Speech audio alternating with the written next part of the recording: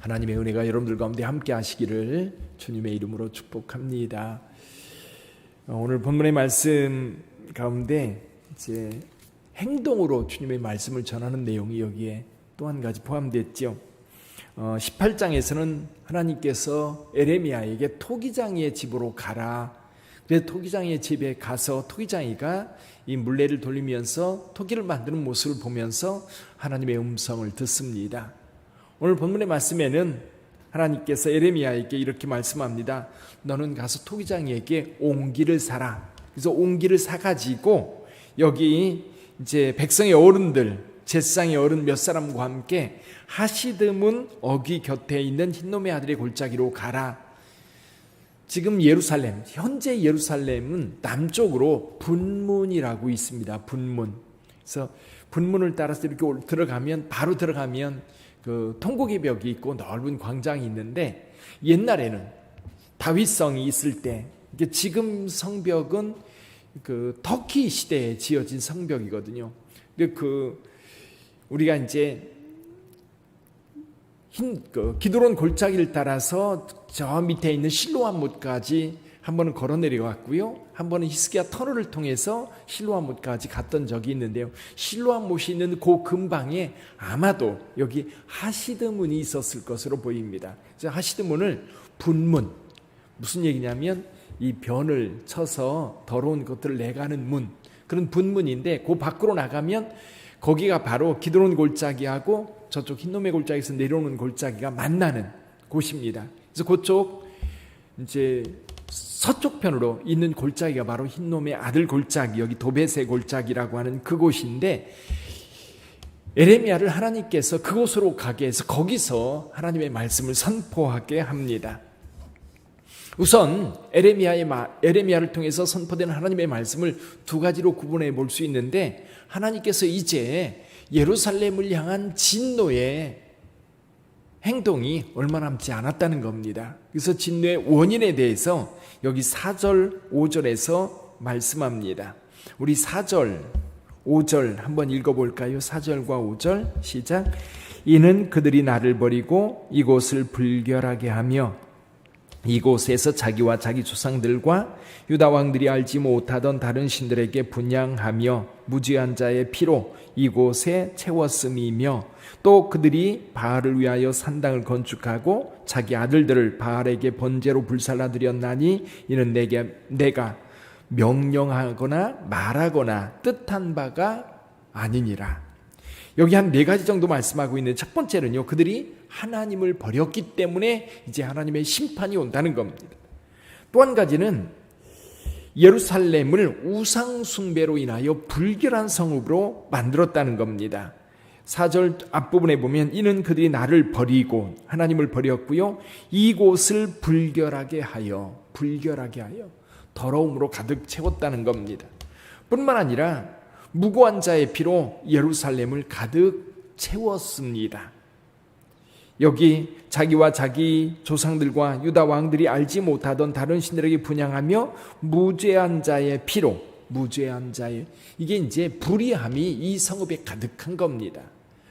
또 한 가지는 이 바알을 위하여 신당을 건축하고 그리고 나서 거기서 자기의 아들들을 번제로 바쳤다는 겁니다. 자기 자식을 제물로 드리는 이런 끔찍한 사건들이 이 흰놈의 골짜기에서 이루어지고 있었던 겁니다.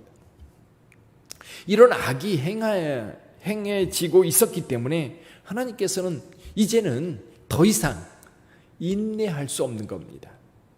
이제는 결국 이 성읍을 진멸의 장소가 되게 하고 그리고 멸망의 장소가 되게 할 겁니다. 그래서 무서운 재앙이 이제 임하게 될 텐데 그 재앙의 모습에 대해서 여기 그 6절부터 말씀해 주고 있습니다. 6절 한번 읽어볼까요? 그러므로 보라, 다시는 이곳을 도벳이나 흰놈의 아들의 골짜기라 부르지 아니하고 오직 죽임의 골짜기라 부르는 날이 이를 것이라 여호와의 말이니라. 여기에 도벳의 골짜기 또는 흰놈의 아들의 골짜기, 이런 이름이 아니라 이제 죽임의 골짜기로 불릴 거라는 거예요. 죽임이 이 예루살렘 성 밖에 있는 이 계곡이 이제 시체로 가득 차게 될 거라는 거죠. 둘째는 하나님의 심판을 향하는 대적의 공격으로 말미암아 이 지역은 완전히 쑥대밭이 될 겁니다. 7절 봅니다. 내가 이곳에서 유다와 예루살렘의 계획을 무너뜨려 그들로 그 대적압과 생명을 찾는 자의 손에 칼에 엎드러지게 하고 그 시체를 공중의 새와 땅의 짐승의 밥이 되게 하며, 이제 전쟁이 일어나서 이 참혹한 모습을 여기에서 지금 언어를 통해서, 말을 통해서 그들에게 선포하고 있습니다. 뿐만 아니라 예루살렘은 놀람과 조롱의 대상이 될 거고요. 네 번째는 이 포위가 극심하여서 결국 자기 자녀들의 살을 먹을 것이고 친구의 살을 먹을 것이다. 이런 일이 구약시대에도 있었지요. 사마리아가 이 아람 군대에 의해서 완전히 포위되어 있을 때 먹을 것이 없어서 자기 자녀를 삶아먹는 이런 끔찍한 일들이 있었는데, 이 일이 이제 예루살렘에서 이루어질 거라는 겁니다. 자, 이런 심판이 선언되고 난 다음에 에레미야가 옹기 하나 사왔잖아요. 그 옹기를 백성들 앞에 던져서 깨뜨립니다. 하나님께서 이 깨뜨리는 행위는 이제 예루살렘을 이렇게 깨뜨릴 거라는 거예요. 근데 여기에 중요한 메시지가 한 가지 더 있습니다. 이 옹기는요, 깨뜨려지고 나면 다시 회복이 불가능합니다. 다시는 회복되지 않습니다. 깨뜨려서 붙여도 원래대로 되지 않아요. 쓸 수가 없어요. 이 옹기의 특징이 그렇습니다. 깨뜨려지면 그걸 끝나는 거예요. 지금 하나님께서 이 예루살렘을 향해서 하신 말씀, 여기 10절 11절 그 얘기가 나오죠. 10절 11절. 너는 함께 가는 자의 목전에서 그 옹기를 깨뜨리고 그들에게 이르기를 만군의 여호와께서 이와 같이 말씀하시되 사람이 토기장이의 그릇을 한 번 깨뜨리면 다시 완전하게 할 수 없나니 이와 같이 내가 이 백성과 이 성읍을 무너뜨리리니 도벳에 매장할 자리가 없을 만큼 매장하리라. 예루살렘이 이렇게 이 옹기가 깨뜨려지는 것처럼 깨뜨려질 거라는 거예요. 저는 여기서 이런 생각을 했습니다. 묵상하면서 하나님께서 오랫동안 인내하셨어요. 우리 하나님 오래 참으시는 분입니다. 구약의 하나님은요, 무서운 하나님이 아니에요. 심판의 하나님이 아니에요. 죄에 대해서 언제나 정죄하는 하나님이 아니에요. 하나님은 인내하시는 분이에요. 정말 오래 참으시는 분이에요. 출애굽할 때 보세요. 출애굽할 때에 이 모세에게 하나님께서 그런 말씀하셨지요. 이 백성들을 전부 다 이 광야에서 진멸시키고 내 자녀로 내 백성 삼겠다. 근데 모세가 하나님 앞에 기도하지요. 차라리 내 이름을 생명케 지워주십시오. 이 백성을 용서해 주시지 않으려면 저도 하나님 앞에 은혜 있기를 원하지 않습니다. 결국 하나님께 뜻을 돌이켜 그 백성들을 다시 참아내고 가나안 땅까지 갑니다. 그 과정 속에 가나안 땅 들어가기 직전까지 얼마나 많은 악과 범죄와 또 우상숭배에 빠져 있었습니까? 가나안 땅에 들어가서는 어땠어요? 하나님은 정말 오래 참다가 이제 그 한계점에 이른 거예요. 한계점. 요 한계점을 넘으면요, 이제 모든 게 끝나는 거예요. 생명을 유지하는데도 그렇다고 그래요. 이 생명을 유지하는데도 한계선이 있어요. 가끔 여기 우리 화분 넣죠. 화분을 넣는데 이 화분에 물을 주지 않았어요. 물을 주지 않았는데 시들었어요. 시들었을 때에 물을 주면 다시 살아나는 경우가 있고 물을 줘도 다시 살아나지 않는 경우가 있어요. 그 한계를 넘어서는 거예요.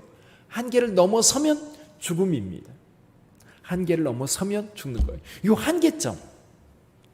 예를 들면 이런 거죠. 얼음이 녹는 점 또는 물이 끓는 점 또는 비행기가 이렇게 이제 이 활주로를 달리다가 뜨는 점이 있어요. 물론 비행기마다 다 다릅니다만은 보통 이제 우리가 여객기라고 하는 그 대형 제트 여객기가 뜨는 그 속도는요 거의 300km 가까이 된다고 그래요. 300km 가까이 되면 비행기가 들리면서 그 땅에서부터 이제 이륙을 하게 되죠. 그 시점이 있어요.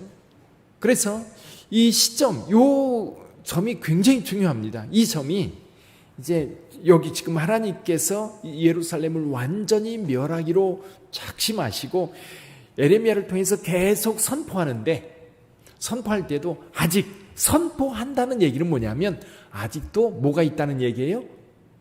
기회가 있다는 얘기입니다.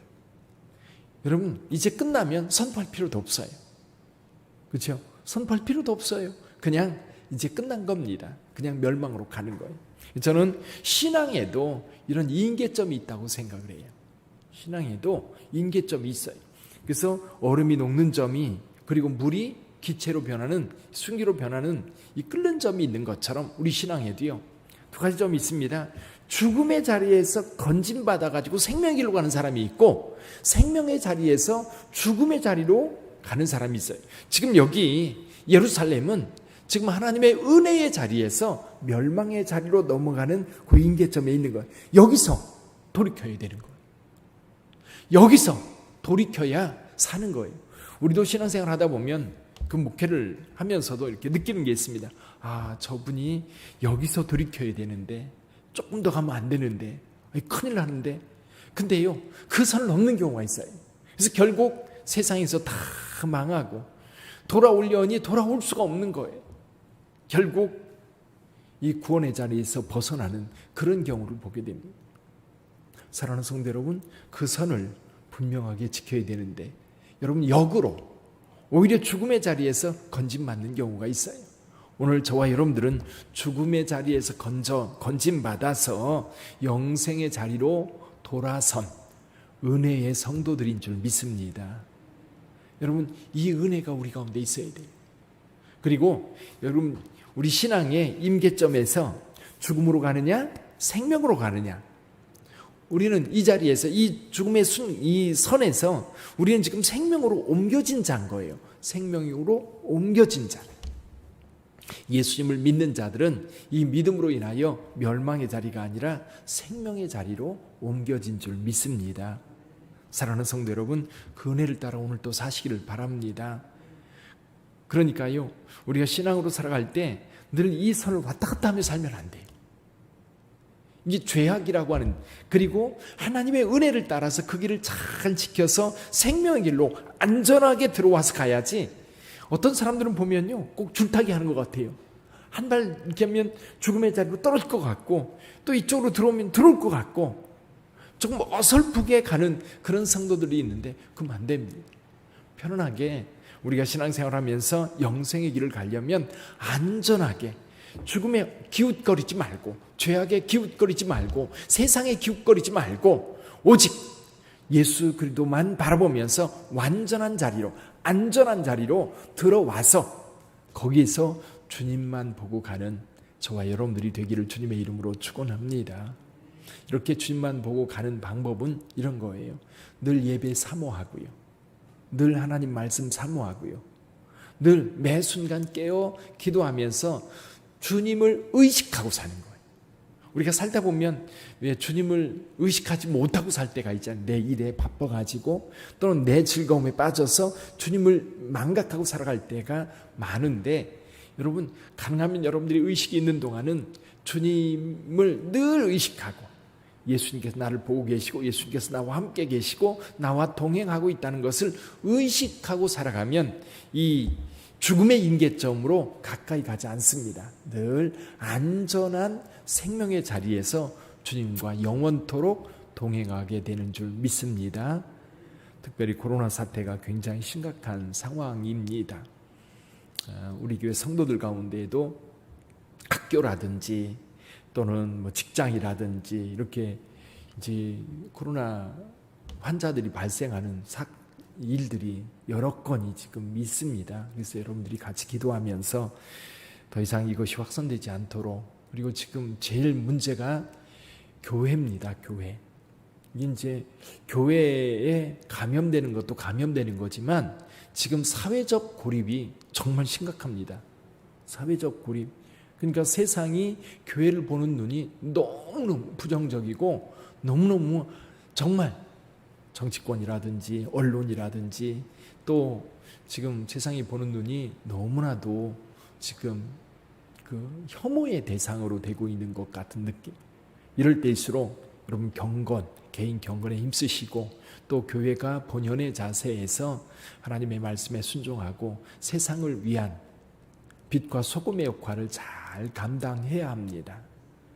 그래서 교회가 생명을 전하는 공동체요, 세상을 살리는 공동체인 것을 오히려 이런 위기 상황 속에서 세상을 향해 보여줄 수 있어야 합니다. 우리 모두, 그리고 우리 빛된 교회 성도님들, 오늘 하루도 어느 곳에 있든지 그곳에서 하나님의 능력을 따라 하나님의 거룩한 백성으로 아름답게 사시기를 주님의 이름으로 축복합니다. 기도하겠습니다.